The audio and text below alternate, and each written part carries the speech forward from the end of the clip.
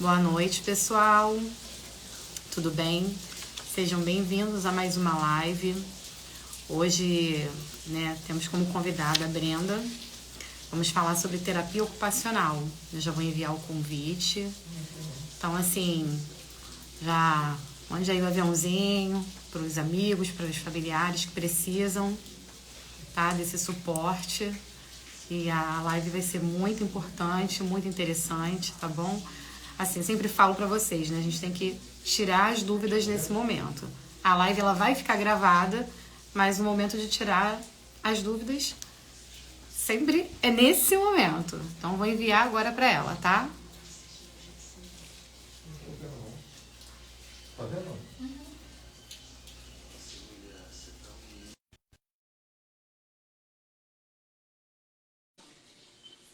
Bom, já enviei o convite. Ela não deve demorar para entrar. Olá, Olá! tudo bem? Tudo bem? Boa noite. Boa noite.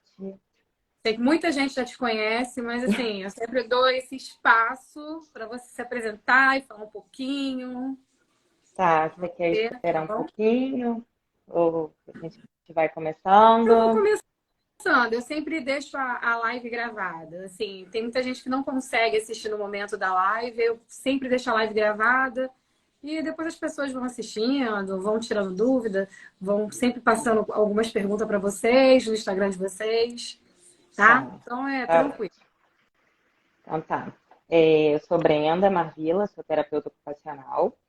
Sou formada há 8 anos pela UFRJ, especialista em neurociência da reabilitação.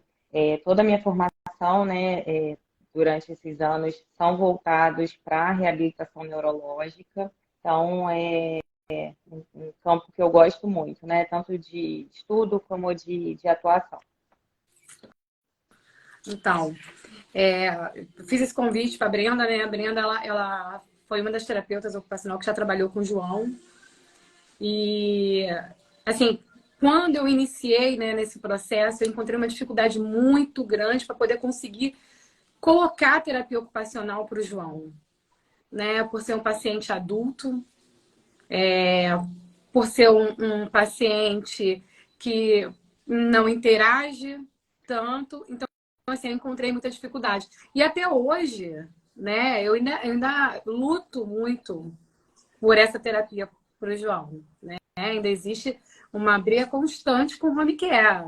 Por mais que eu já tenha provado, mostrado, mas eles ainda têm, sinceramente, nem sei se é dúvida. Eu acredito que não seja dúvida. Realmente acho que custo e benefício. Mas assim, eu vejo a diferença no João, né? De quando o João veio para casa, como o João está hoje. E assim, eu vejo a importância. Por isso, assim, do convite, né? Eu sempre trago alguém que já esteve com o João ou que está com o João, que conhece bem do caso, né? Assim. Então, eu tenho algumas perguntas para você, mas você fica à vontade para você falar o que você achar importante, porque foi o que eu falei para você, né? Você tem muita informação, muito conteúdo para poder passar. Então, vamos lá. Qual é o principal objetivo da terapia ocupacional? Então, quando a gente fala, né, em terapia ocupacional, uma coisa que eu escuto muito desde a graduação é que o terapeuta ocupacional, o papel do terapeuta ocupacional é ocupar os outros, né? É um erro que acontece muito. E aí, quando a gente fala de terapia ocupacional, a gente tem que falar de desempenho ocupacional. Essa é a área de atuação do terapeuta ocupacional, né? Então, o que que é esse desempenho ocupacional? São todas as tarefas que aquele indivíduo tem que estar realizando. Então, as atividades de vida diária, né? Alimentação, vestuário, higiene pessoal. As atividades instrumentais de vida diária, que são mais sobre gerenciamento de vida, gerenciamento do outro, né? O cuidado com o outro. Para a criança, o principal desempenho ocupacional é o brincar. Para o adulto, é o trabalho, participação social, né? Então, quando a gente fala de terapia ocupacional, é pensando nessas ocupações, né? Tudo que esse indivíduo faz no dia a dia dele, que a gente faz muito no automático, sem muitas vezes a gente perceber que a gente desempenha tantos papéis diferentes, né, durante o dia.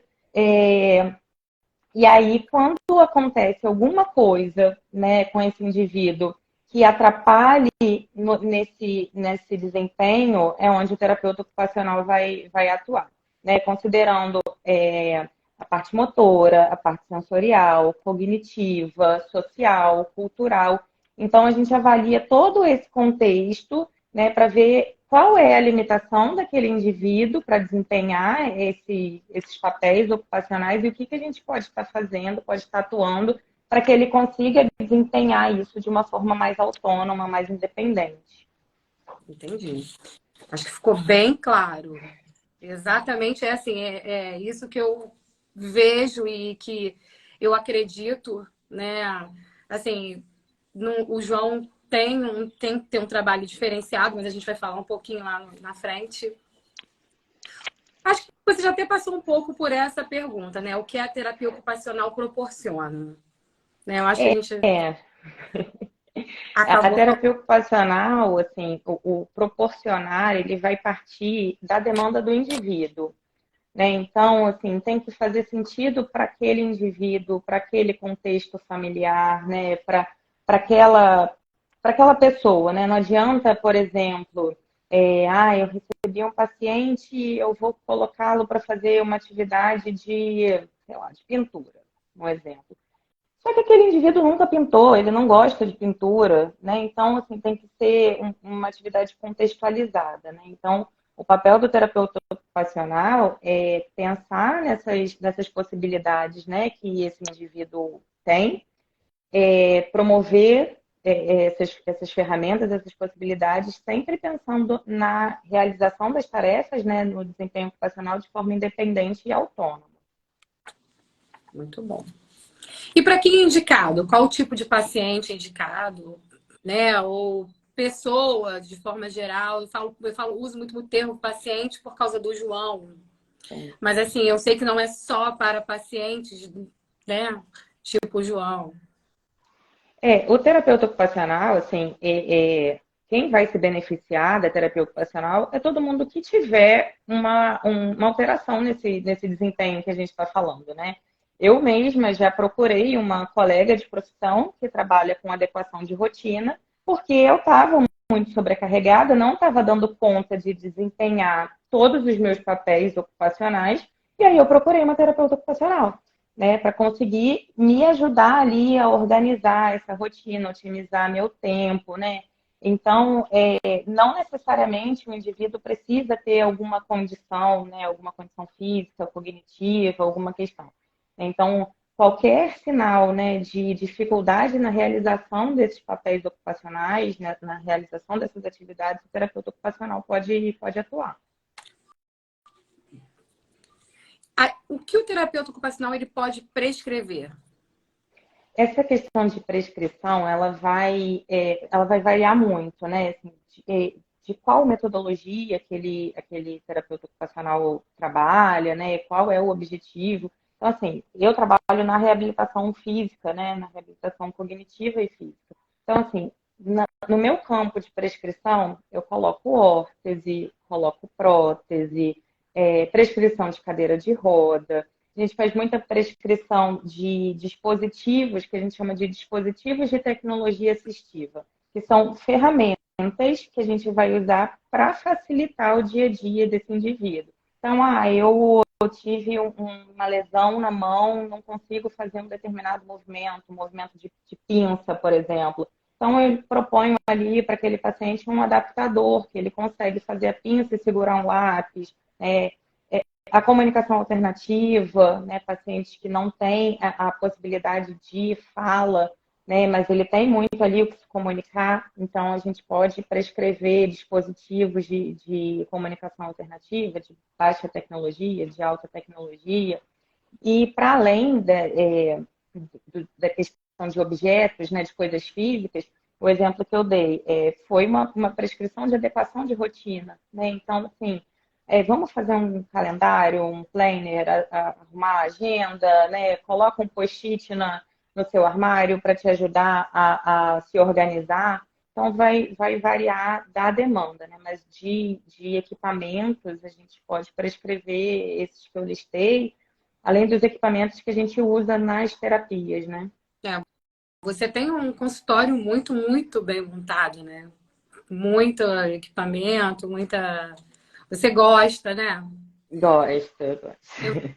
eu vejo os vídeos, eu vejo as fotos do Pedro se Sim. divertindo. Deve ser uma das terapias que ele mais gosta.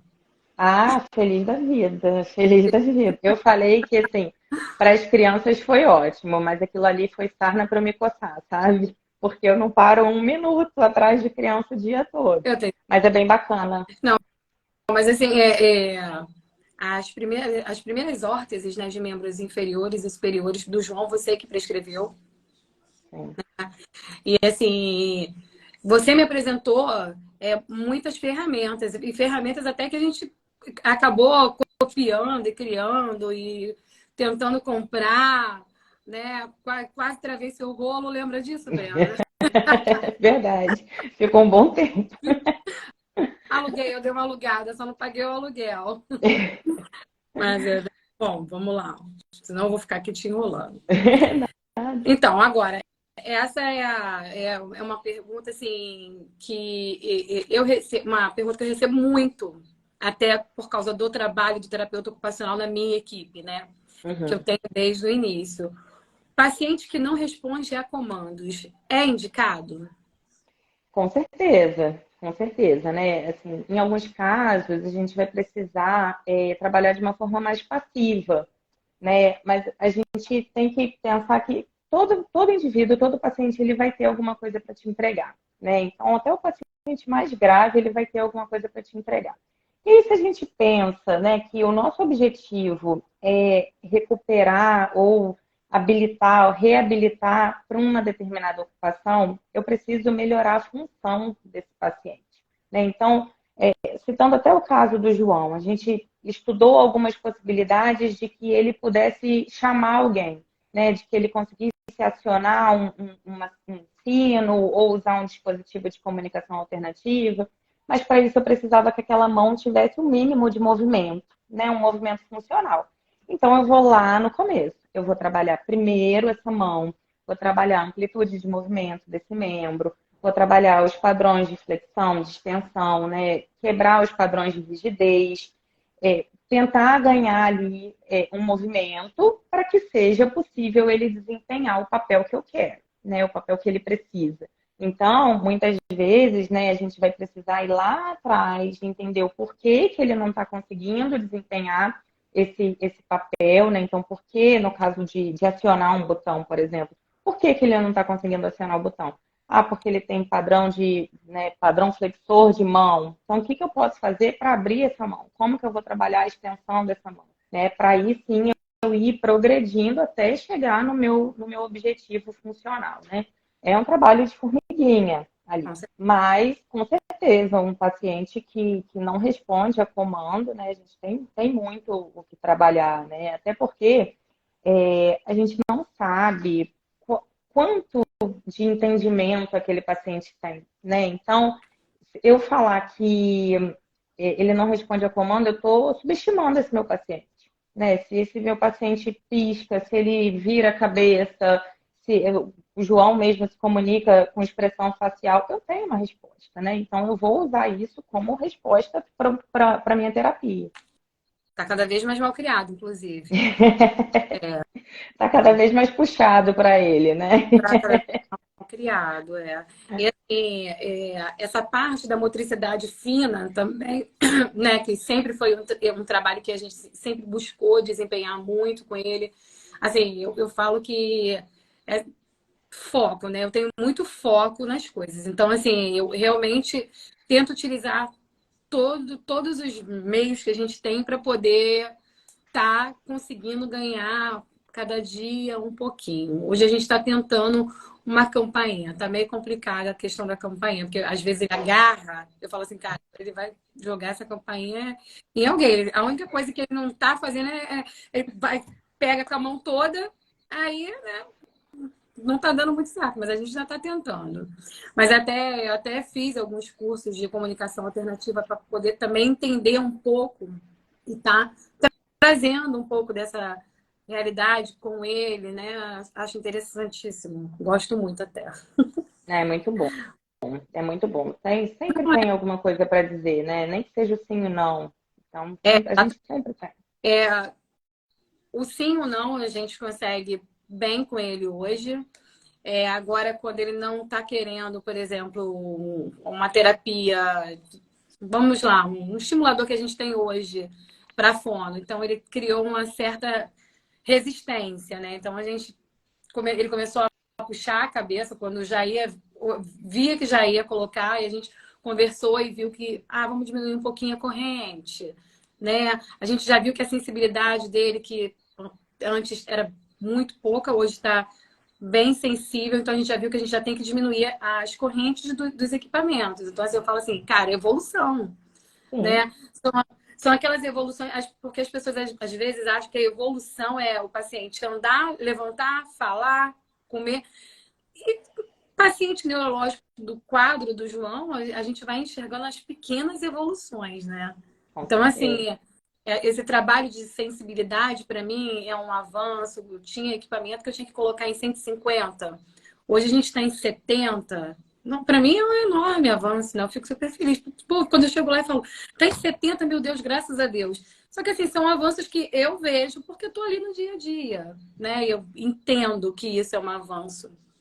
Com certeza. E é bom a gente ir mensurando, né? Isso. Eu gosto muito de pedir para os pais anotarem essas coisas, porque aí quando a gente entra nesse, mas não está evoluindo, tem alguma coisa acontecendo. Não, vamos lá, vamos recapitular ali. Olha tanta coisa que a gente já fez, olha tanta coisa que a gente já ganhou, né? Então é importante a gente ter esses dados para anotar, para mensurar mesmo. Eu tô sempre trocando com a equipe. Tudo que eu vejo assim de diferente, ou quando a pessoa não está aqui, né? Tem os horários do tratamento, mas que a gente observa alguma coisa diferente, ó, vamos relatar, porque isso aí é um sinal. Sim. Né? Tô sempre relatando, realmente acho importante.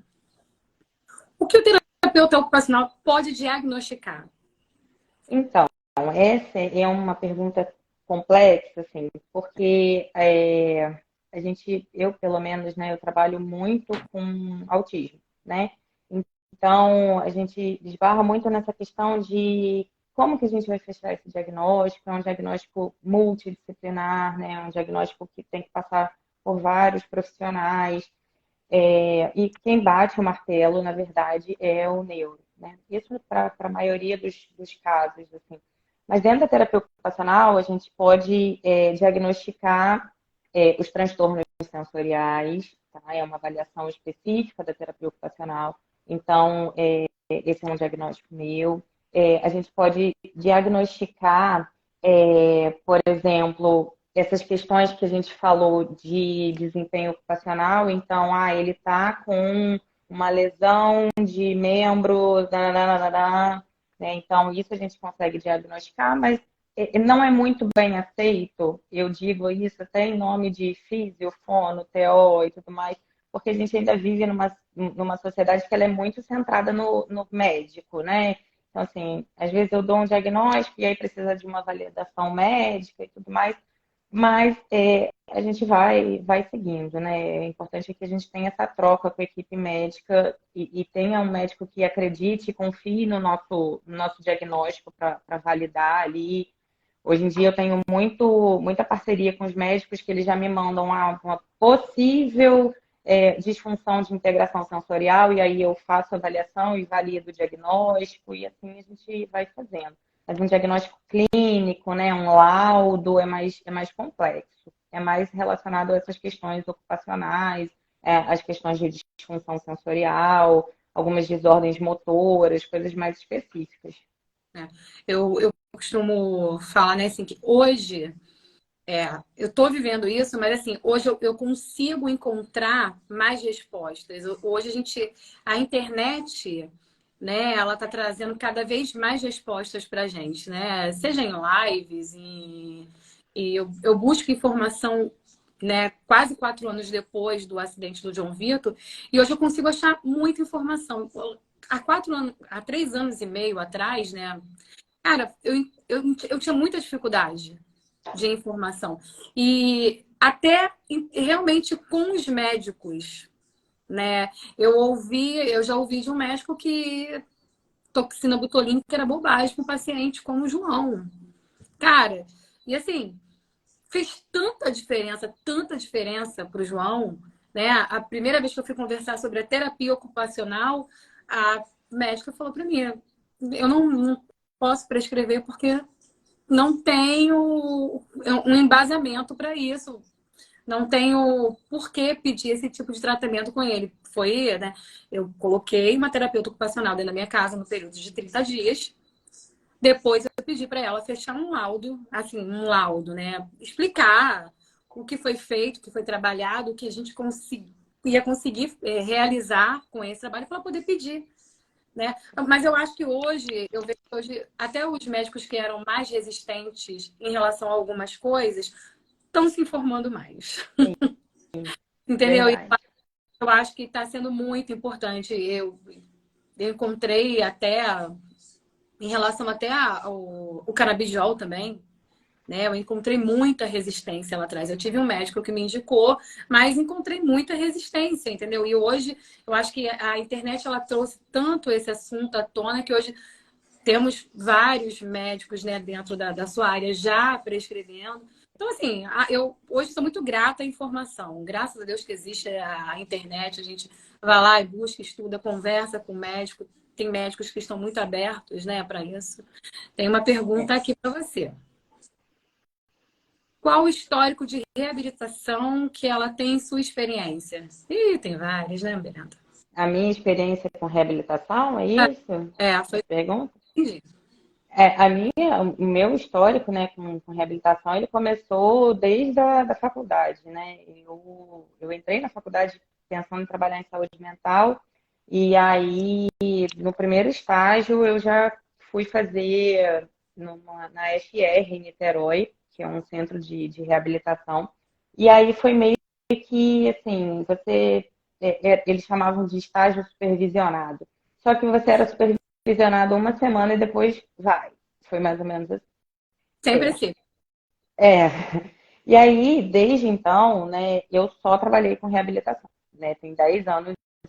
Então, a minha experiência é toda na parte clínica, né, de atendimento com pacientes com lesões neurológicas, traumatismo raquimedular, traumatismo crânioencefálico, síndromes, né, síndrome de Down.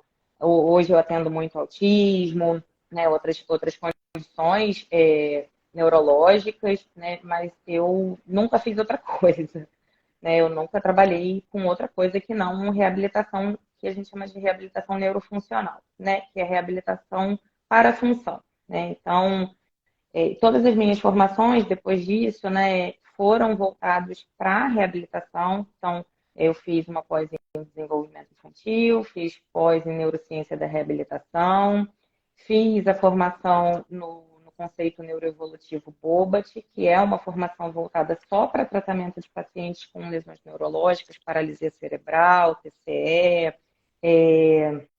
Fiz vários cursos, né? Cursos de extensão, esses cursos menores, assim, também voltados, então, para reabilitação, trabalhei com reabilitação de membro superior, enfim, muitas coisas. Hoje eu trabalho mais com uma parte de integração sensorial, né? Fiz a certificação em integração sensorial, vários outros cursos, enfim, tudo na área de neuro, né? E estou fazendo mestrado em fisiologia, né? Terminando o mestrado em ciências fisiológicas também na área de neuro, né? A linha de pesquisa também é em neuro. Consegue trabalhar, né? Você consegue trabalhar, né? Com esse monte É, de, quando, esse monte de estudo, você consegue trabalhar, né? é o principal papel ocupacional. A No gente vai consultório, colocando ali uma aula ou outra, vai dando um jeito, né? O que não é, pode parar. no consultório é mais voltado para criança, né, Brenda? Até Sim. o quê? 16, 18? Você não tem uma.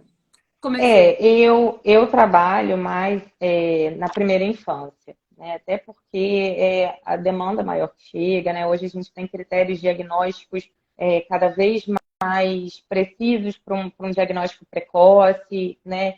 Mas como eu trabalho no consultório há muitos anos, as crianças pequenas elas foram crescendo. Então eu tenho alguns pacientes mais velhos, assim, tenho 3 adultos, um com 21, com paralisia cerebral, um de 19, com TEA e síndrome de Down.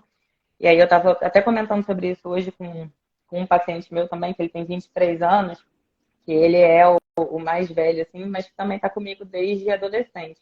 E para mim é uma das minhas maiores realizações profissionais, né? Foi quando os pais me procuraram, ele é um paciente com uma lesão medular, e aí a questão principal era que ele fizesse a redação para o vestibular. E esse ano ele está se formando em Direito. Então, assim, a gente tem uma relação muito gostosa, muito prazerosa, assim, de terapeuta e paciente, uma relação muito próxima de amizade também, né? Que são muitos anos juntos. Mas essa para mim, é uma das maiores conquistas, assim, né? De ver que, Eu poxa, eu lembro dele. Você sempre falou ele com muito carinho. Eu lembro. para mim, assim, claro, eu tenho um carinho imenso para todos os meus pacientes, mas a gente consegue ver ali o resultado do trabalho, sabe? A queixa principal era conseguir escrever. E, caraca, ele está se formando numa universidade pública esse ano, sabe? Funciona, essa terapia ocupacional funciona. Não, funciona. E assim, eu falo porque assim, o porquê do JV Convida, né? Cara, porque se eu encontro muitas barreiras para o paciente adulto. Tudo, sabe? Assim, às vezes eu entro num site porque eu quero comprar alguma coisa até pro João, só que não tem, ou não faz, ou eles ficam, vou te dar a resposta daqui uns dias. E eu espero a resposta até hoje, né? Um exemplo é uma roupa que eu estou tentando fazer para ele, para posturar, né? Que tem até de marca, enfim. Mas assim, eu mandei uma mensagem em relação a essa roupa que eu tenho vontade de estar fazendo para ele, pelo menos a parte superior, né, a parte de cima. E eu tenho, vamos verificar aqui com o setor responsável até hoje. A gente tem muito voltado para a reabilitação infantil, né? Um mercado muito grande de equipamento, de utensílio para reabilitação infantil. E aí o pessoal esquece que adultos também precisam e que as crianças crescem, né? E isso hoje eu vivo assim, todo mundo que eu converso, acho que o pessoal já está até decorando essa minha fala. Porque, assim, às vezes as pessoas já iniciam falam na live comigo e falam assim, não, é porque as crianças crescem, né? Elas vão crescer, né, Luciana? Porque, assim, é a minha fala. Eu vivo, assim, um paciente adulto. E eu encontro muita dificuldade para o paciente adulto. Eu encontro local que não recebe, roupa que serviria para o meu filho, que eu entendo que poderia servir para o João, mas que empresa não faz. Por exemplo, aquele balancinho que não é balanço, né? Tem o nome direitinho. Não sei. É um balanço, é um balanço. Cavalinho aqui em casa. Mas assim, Sim. eu lembro que quando eu comecei a pesquisar para poder comprar até num site que você tinha me indicado, ia ter 150 quilos. Aí, E aí bota o terapeuta e o João. não dá, cara. O João com 70 quilos. O terapeuta, normalmente o terapeuta que faz na casa é o Eduardo, que é um terapeuta homem, que também, né, tem peso 90 quilos, assim, deixa ele ouvir. Então, acho que eu não vi ele na live, não, ele vai ver depois. Aí, o que que acontece? Não dá, quer dizer, eu fico naquela, não serve pro meu filho, entendeu? Eu encontro muita dificuldade, assim, vivo batendo. Eu falo, por que quando as pessoas me falam a respeito da terapia ocupacional? Eu falo, gente, para um idoso, né? O idoso ele começa a ficar atrofiado, ele começa a ficar. Gente, como a terapia ocupacional serve para o idoso? Né? Tem tanta coisa. Muito. Eu vivo batendo na mesma tecla de uma terapia que o João faz, que é o RTA para o adulto e para o idoso. Falo, cara, o maior índice de mortes, né, de idosos, normalmente pneumonia. Sim. RTA é muito voltado para criança, entendeu? Eu fico chocada. Mas Deixa eu sair. eu vejo muito isso também, assim, até é questão de estudo, né? Artigo, publicação e tudo mais, é muito voltado para pediatria ali, né? E aí é isso, as crianças crescem, adultos precisam de suporte, né? E a gente não tem. É muito difícil. Pois é. Botar aqui, ó. No caso dos autistas, seu trabalho envolve os pais nas terapias? Qual a importância dessas participações, das participações deles, né, nessas terapias? Com certeza, assim. Existem duas questões relacionadas a isso, né? Os pais dentro da terapia, né? É a forma como eu trabalho. Os pais dentro da terapia, vendo ali como que funciona, o que que eles podem fazer para estimular em casa, entendendo, ó, eu estou fazendo tal coisa para a gente trabalhar tal habilidade, né? Isso em casa você pode fazer de tal forma. Quando os pais não participam da terapia, eu dou um feedback. Então, eu sempre chamo o pai, o cuidador, quem estiver responsável pelaquela criança, e passo o feedback. Hoje ele fez tal atividade, se comportou de tal forma, a gente pode fazer tal coisa para fazer em casa, né? Por quê? Eu digo que até as crianças que estão comigo todos os dias, eu tenho paciente que faz terapia 5 vezes na semana. Ele está comigo 5 horas na semana. E essa mãe está 24 horas por dia, né? Então, assim, ela tem muito mais coisa para me trazer do que o contrário.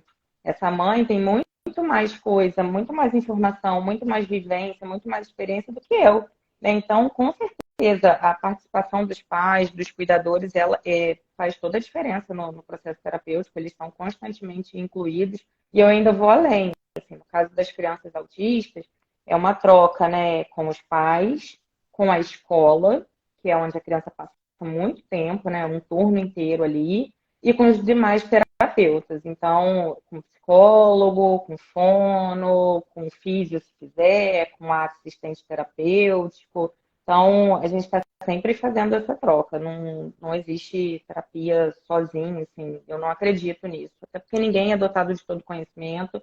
Eu não daria conta de absorver todas as demandas sozinhas, eu não conseguiria. Então, com certeza, a participação dos pais, da família é muito importante, muito Eu importante. acho também que é fundamental, né? Que eu sempre que posso, estou no quarto do João, aliás. Dificilmente eu estou fora do quarto do João.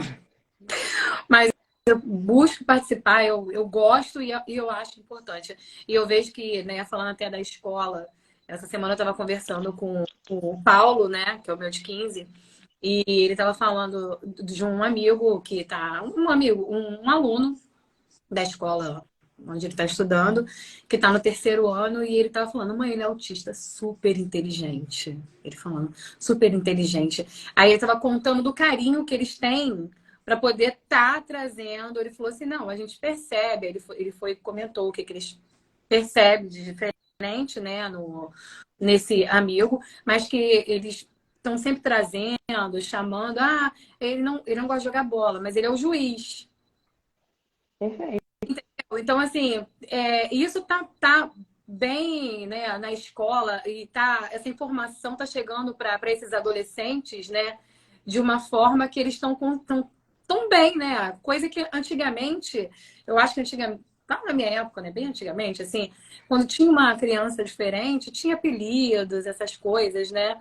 Hoje eu acho que, hoje não, acho não. Hoje eu vejo que não acontece, né, tanto assim mais. Pelo menos eu É, acredito.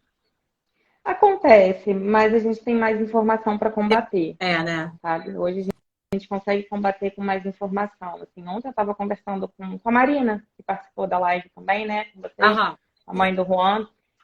Não precisa, né, de muito tempo atrás. Eu lembro que quando eu entrei na graduação, em 2011, Tempo atrás, tá, Brenda? 2011, quando falaram de autista, foi uma coisa muito assim, autista é isso e acabou. Sabe, dentro de uma disciplina, uma coisa assim, como se estivesse falando de um tema qualquer.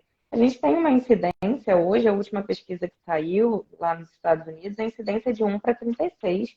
Então, a cada 36 crianças, uma é autista. Então, o que eu costumo dizer é que, assim, se não é o meu filho, vai ser o meu sobrinho, vai ser o meu primo, vai ser o amiguinho, vai estar ali. Ele vai estar ali na sociedade, sabe? Então, é muito necessário que a gente tenha cada vez mais informação para ir combatendo essa ignorância, né? Não tem jeito. Eu acho que muita coisa tem que mudar aí, né?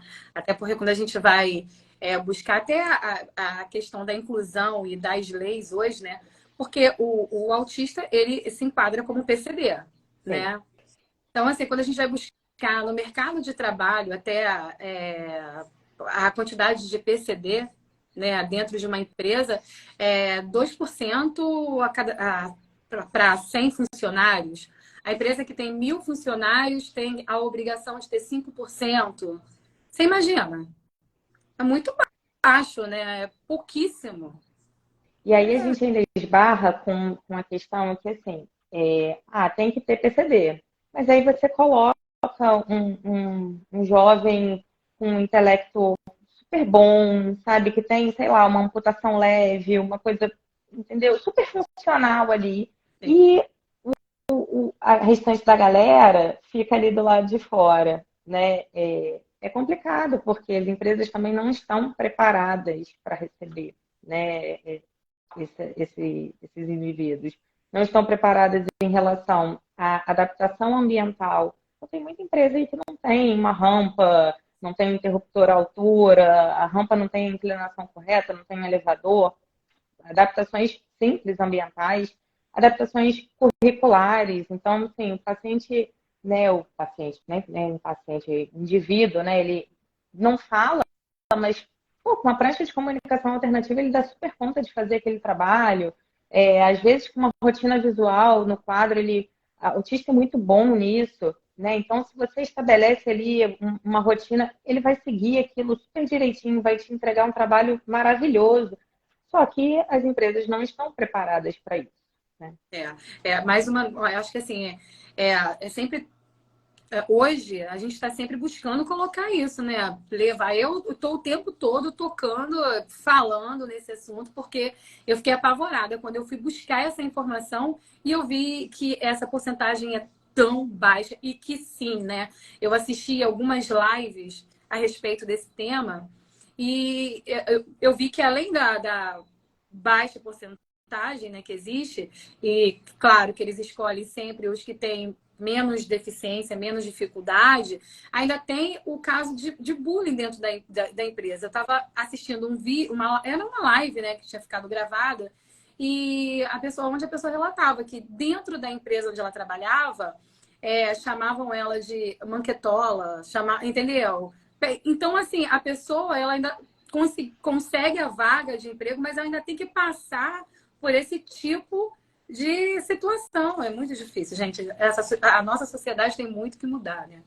Mas Ela vamos. tem que estar o tempo todo provando, né? É, Provando que é apto para estar ali. é O horrível. tempo todo. Enfim. Mas enfim. Vamos lá, mais uma pergunta. O papel da terapia ocupacional na alimentação. Eu sei que você tem aí relação. Então, como eu falei lá no começo, né, a alimentação ela está dentro das atividades de vida diária, que é um dos principais, né, o principal campo de atuação da terapia ocupacional. Então, na alimentação a gente vai ter dois pontos importantes, né, que é o ato de se alimentar, né, que é conseguir pegar a colher, levar a colher na boca, né? Tem a questão do servir, então pegar na panela, colocar no prato, né? Fazer toda essa movimentação. Tem a questão das atividades instrumentais de vida diária, que é preparar essa refeição. Então, por isso que a gente precisa fazer sempre uma análise complexa daquela atividade, né? Então, a gente vai trabalhar essa parte motora, a parte funcional, e o outro lado, que hoje a gente tem muito, que é uma coisa que eu trabalho bastante, que é a seletividade alimentar. A seletividade alimentar ela é multifatorial. Um dos aspectos da seletividade alimentar são os aspectos sensoriais, que é onde o terapeuta ocupacional atua bastante. Então, é entender o padrão de funcionamento desse sistema sensorial, como esse indivíduo está processando a textura, a temperatura, o sabor daquele alimento dentro da boca. Antes de chegar na boca, né, se ele consegue tocar nesse alimento, se ele consegue cheirar esse alimento, se ele consegue manipular, se ele consegue usar um garfo e pegar um alimento. Então, assim, o terapeuta ocupacional tem uma atuação bem grande no campo da alimentação e sempre em conjunto, né? Porque não tem como eu falar de alimentação sem falar de fonoaudiologia, né? Então, é sempre uma parceria que dá muito certo. Hoje em dia a gente tem muita nutricionista que está se especializando nessas questões de dificuldades alimentares, de seletividade alimentar. Então, a gente trabalha, por exemplo, eu traço um perfil sensorial dos alimentos que aquela criança come. Então, eu observei que ele só come alimento pastoso, de cor amarela, tudo muito próximo. E aí eu passo isso para a Nutri e aí ela consegue pensar em quais alimentos têm essas características sensoriais para a gente expandir o cardápio. A fono entra, será que esse paciente consegue mastigar esse alimento que a TO e a Nutri pensaram? Será que ele consegue lateralizar a língua? Se ele consegue engolir esse alimento? Então, assim, é um trabalho que só funciona se for multidisciplinar. Mas é Família. bastante coisa. Família tem. E família, principalmente. Porque a alimentação ela é feita em casa, né, na maioria das vezes. E o que eu falo muito é que, assim, na minha avaliação sensorial ali do alimento, pode, sei lá, parecer que banana é um ótimo alimento para a gente começar a introdução alimentar. Mas aquela família não come banana, não gosta de banana. Então, não tem o porquê, né? Então, tem que fazer sentido para aquela família, tem que estar na mesa dessa família, né? Tem que estar na rotina. Eu vejo muito isso de meu filho não come salada, não come fruta, mas você come? Não. Então, por que você quer que ele coma, né? Porque ele só quer comer salgadinho. Quem que compra esse biscoito? Quem que compra esse salgadinho, né? Não é a criança. Então, é um trabalho complexo ali, né? De todo mundo trabalhando junto. A psicologia entra também, tanto com a família, como para ajudar a quebrar os padrões de rigidez cognitiva, né? Então, é uma rede. É uma rede. Eu acho que a gente acabou passando um pouquinho já nessa pergunta aqui, mas quem pode receber a terapia de integração sensorial? Então, a terapia de integração sensorial, ela é para todo indivíduo que tiver disfunção de integração sensorial. Esse é um diagnóstico que o terapeuta ocupacional, né, especialista em integração sensorial dá, mas a gente tem alguns sinais, assim, que geralmente acendem um alerta e ou o médico encaminha para avaliação. Hoje em dia, com essa questão da informação, eu vejo muitos pais procurando o terapeuta ocupacional de forma independente. Então, assim, alguns comportamentos de, ele não aceita pisar na areia, ele não come determinados alimentos, ele gira muito, é uma criança que corre muito, não consegue prestar atenção na escola, é uma criança muito estabanada, comportamentos muito estereotipados. Então, essas são algumas coisas que geralmente aparecem e chegam até a gente.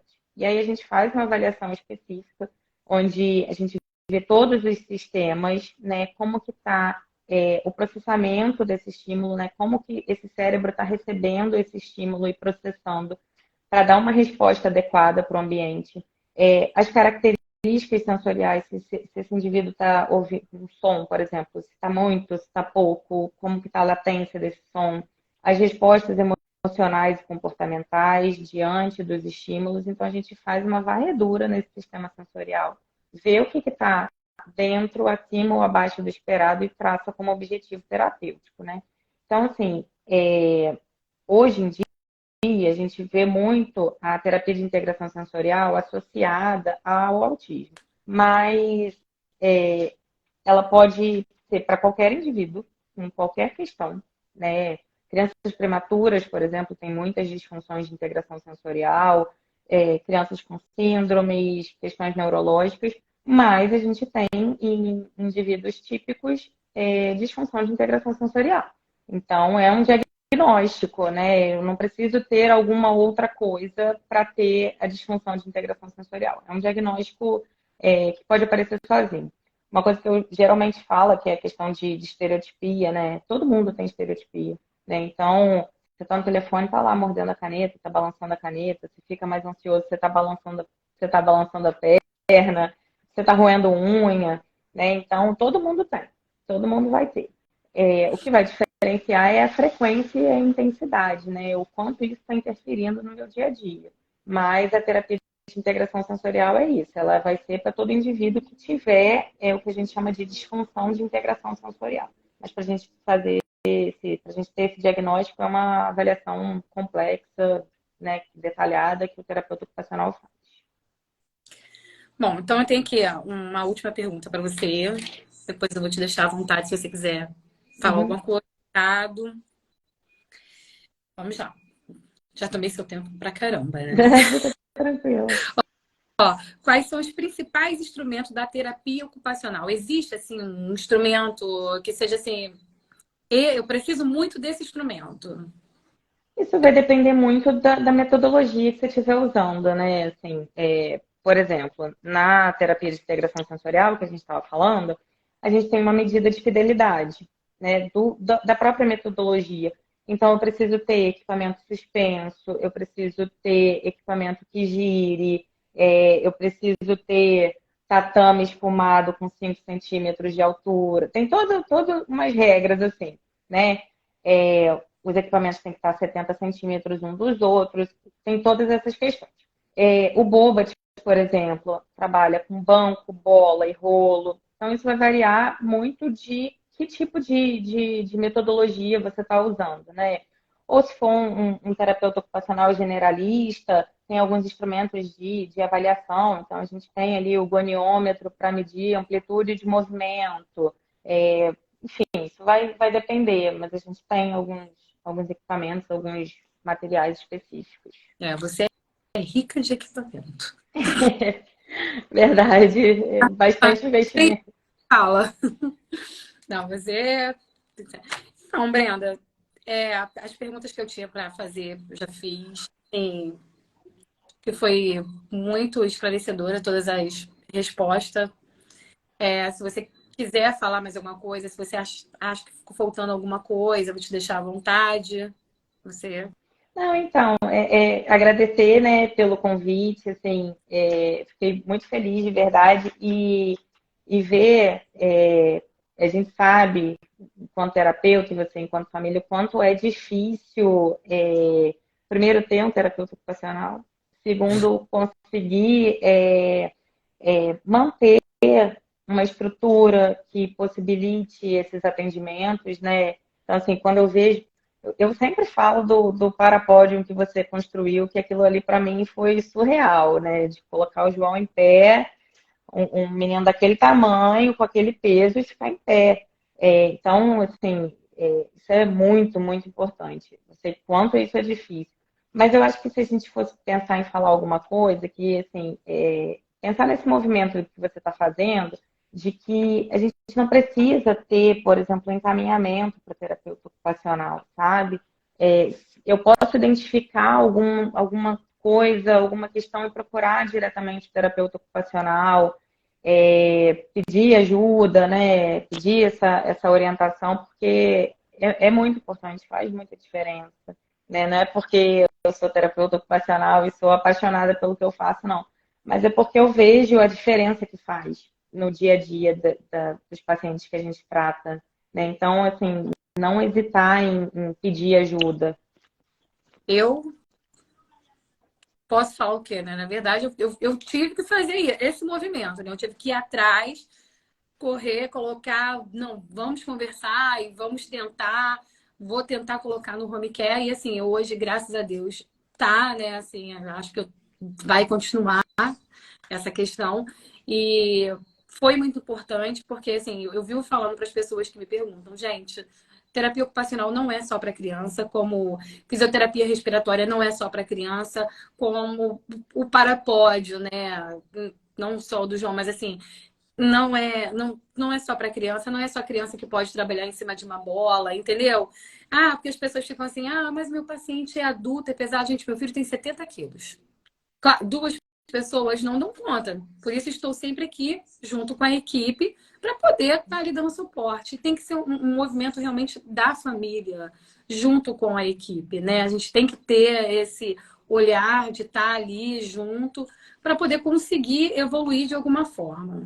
Com Bom, certeza. Brenda, agradecer muito por ter, né, aceitado o convite. Assim, a live vai ficar salva. Eu sempre deixo a live salva, porque assim, eu sempre recebo um monte de mensagem do pessoal. Eu não vou conseguir assistir, como o meu marido mesmo fala. Gente, é horário de janta, é horário de fazer janta. É horário porque a pessoa chega do trabalho e quer fazer alguma coisa e é horário de live. Para isso, a live fica salva. Então, assim, posso deixar o nome do consultório? Claro, Pode? fica à vontade. Então, eu vou pegar com você depois o telefone de contato do consultório, Tá. tá? Antes de salvar a live, eu vou deixar o telefone de contato do consultório, o nome do consultório, a sua arroba vai estar ali direitinho. E é isso, amiga. Eu quero te agradecer, ó, do fundo do coração. Foi ótimo, foi maravilhoso, foi esclarecedor. E eu tô com saudade. Vou fazer uma visita. Eu acho o máximo esses ex que eu tenho, assim, que vivem falando assim pra mim, que me passam um zap. Como é que eles vão estar? Ah, qualquer hora eu vou passar por aí. Eu acho o máximo. Mas eu já fiz isso. Eu já fiz isso. É. Mas você pode ir lá no consultório também. Você tem até a justificativa do Pedro. Tem, é verdade. Uma hora. Eu chego com o Pedro nas terapias, o Pedro chega ali no meu colo, dormindo. Eu falei, eu não posso levar o Pedro nas terapias, não. Eu tava levando ele para aula de música, ele já chegava lá, que aula de música, eu pegava assim no meu colo. Cara, eu acho que é porque ele veio no colinho, né? Eu fui, ué, ele tava aqui, tão quietinho, dormiu. Ah, cara, pra acordar o garoto. Ó, E eu duvido, porque Pedro chegar dormindo quietinho. eu até cheguei para, olha, a minha do Rio, botar aqui, aí, ó. É suspeito para falar. Não, aí eu fui e perguntei, né? Eu falei assim, não, mas isso não acontecia antes. Não, fiquei sem graça, né? Às vezes, mas eu percebi que eu tava, falei, cara, o Pedro tá chegando, ele vem pra minha casa, fica cansado, eu vou levar pra terapia, o garoto capota, tá, chega dormindo, eu tô atrapalhando a terapia. Mas Mas, eu falo isso para os pais, assim, né?